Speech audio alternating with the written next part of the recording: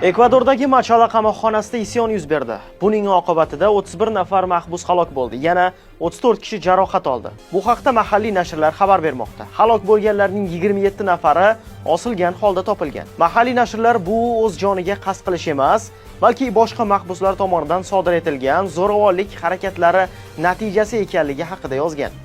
Rasmiylar hodisa yuzasidan tergov o'tkazilishini ma'lum qilgan.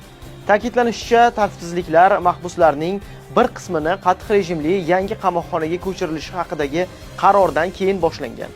Mahkumlarni qayta taqsimlash, qamoqxonalardagi tirbandlikni kamaytirish va koloniyalardagi xavfsizlikni oshirishga qaratilgan islohot doirasida amalga oshirilishi reja qilingan edi.